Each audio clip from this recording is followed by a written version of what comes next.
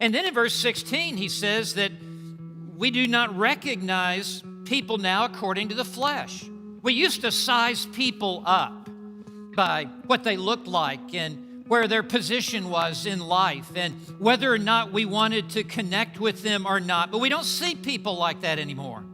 We've been given new eyes now to see other people as, that's my brother in Christ, that's my sister in Christ, or this is someone who needs the gospel.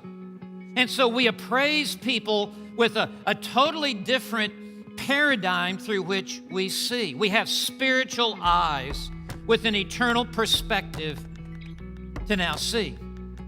And so as we come now to verse 17, the first word is therefore, which really pulls down verses 14, 15, and 16 and really ties a ribbon around what he has been saying and brings us this summary statement of this dramatic change that takes place the moment we are born again. And so look at it again. Therefore, if anyone is in Christ, he is a new creature. The old things passed away. Behold, new things have come. Do you not love this verse? I mean, this is your story. This is what God has done in your life. I mean, you're looking in a mirror as you look at this verse. This is the explanation for your life now. And you may be a mystery to your unsaved relatives. You may be a mystery to your old friends, and they don't really quite understand this change that has come over you.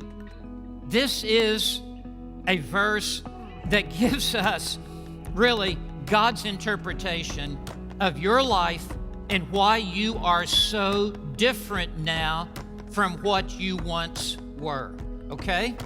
So I want to break this verse out into three parts. And as we look at verse 17, I want you to see a new position if anyone is in Christ. I want you to see a new creation. He is a new creature. And I want you to see a new transformation. The old things have passed away. New things have come. So let's just walk through this passage together. This is a golden nugget that we're setting forth and putting on a pedestal and putting the spotlight on it that we might savor the truth of what is here. The first thing I want you to note is a new position. We have a new position. So he begins by saying, if anyone is in Christ. I love this word anyone because it indicates no matter what your past, whether you grew up in church or whether you grew up in a gang, whether you grew up in a moral lifestyle or whether you grew up with an immoral lifestyle, whether you grew up in a Christian home or whether you grew up in a non-Christian home, anyone, whatever your past, if you would put your faith in Jesus Christ, you would be immediately in Christ.